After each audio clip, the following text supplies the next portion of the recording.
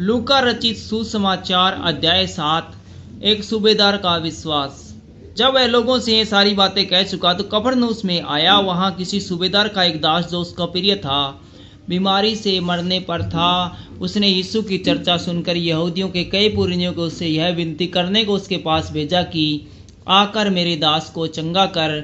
वे यीशु के पास आए और उससे बड़ी विनती करके कहने लगे, वह इस योग्य है कि तू उसके लिए यह करे, क्योंकि वह हमारी जाति से प्रेम रखता है और उसी ने हमारे आराधनालय को बनाया है। यीशु उसके साथ गया। जब वह घर से दूर न था तो सूबेदार ने उसके पास कई मित्रों के द्वारा कहला भेजा, हे प्रभु, दुख न उठा, क्योंकि मैं इस योग्य नहीं कि तू मेरी छत के तले आए। इसी कारण मैंने अपने आप को इस योग्य भी न समझा कि तेरे पास आऊं, पर वचन ही कह दे तो मेरा सेवक चंगा हो जाएगा। मैं भी पराधीन मनुष्य हूँ और सिपाही मेरे हाथ में हैं। और जब मैं एक को कहता हूँ जा तो वह जाता है, और दूसरे से कहता हूँ आ तो वह आता है, और अपने किसी दास को कि यह कर तो वह उसे करता है। यह सुनकर यीशु को अचंभा हुआ और उसने मुंह फेर कर उस भीड़ से जो उसके पीछे आ रही थी कहा, मैं तुमसे कहता हूँ कि मैंने इजराइल में भी ऐसा विश्वास नहीं पाया। और भेजे हुए लोगों ने घर लौटकर उस दास को चंगा पाया। विधवा के पुत्र को जीवन दान। थोड़े दिन बाद वह नाइन नाम के एक नगर को गया। उसके चेले और बड़ी भीड़ उसके साथ जा रही थी। जब वह नगर के फाटक के पास पहुंचा तो देखो, लोग एक मुर्दे को बाहर लिए जा रहे थे, जो अपनी माँ का इकलौता पुत्र था, और वह विधवा थी, और नगर के बहुत से लोग उसके साथ थे। उसे देखकर प्रभु को तरस आया और उससे कहा, मत रो। तब उसने पास आकर अर्थी को छुआ और उठाने वाले ठहर गए। तब उसने कहा, हे जवान, मैं तुझसे कहता हूँ, उठ। तब वह मुर्दा उठ बैठा और बोलने लगा, और उससे विनती की कि उसको माँ को सौंप दिया जाए। इससे सब पर भय छा गया और परमेश्वर की बड़ाई करके कहने लगे, हमारे बीच में एक बड़ा भविष्यवक्ता उठा है, और परमेश्वर ने अपने लोगों पर कृपया दृष्टि की है। और उसके विषय में यह बात सारे यहूदिया और आसपास के सारे देश में फैल गई। यूहन्ना बपतिस्मा देने वाले का प्रश्न। यूहन्ना को उसके चेले ने इस सब बातों का समाचार दिया।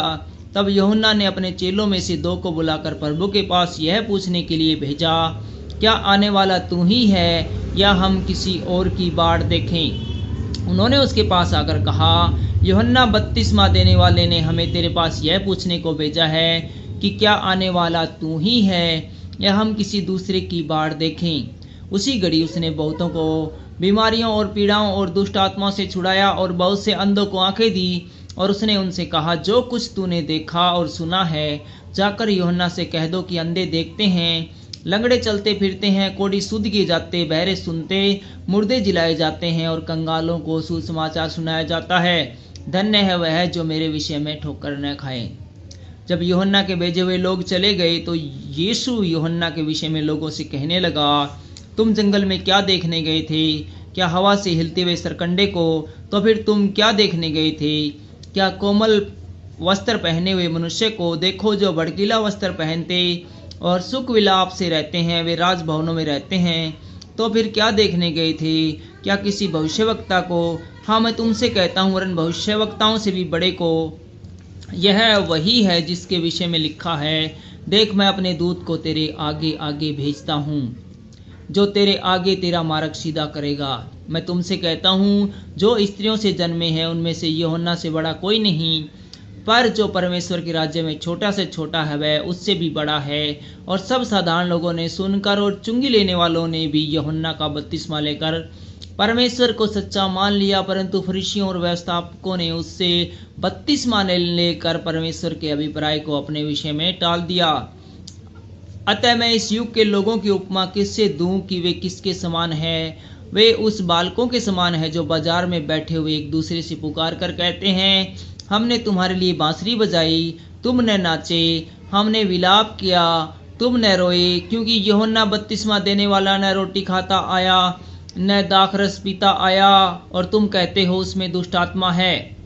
मनुष्य का पुत्र खाता पीता आया है, और तुम कहते हो, देखो, पेटू पियक्कड़ मनुष्य, चुंगी लेने वालों का और पापियों का मित्र।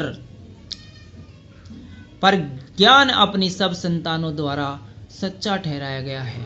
फरीसी के घर पापनी स्त्री को क्षमादान। फिर किसी फरीसी ने उससे विनती की कि वह उसके साथ भोजन करे। अतः वह उस फरीसी के घर में जाकर भोजन करने बैठा।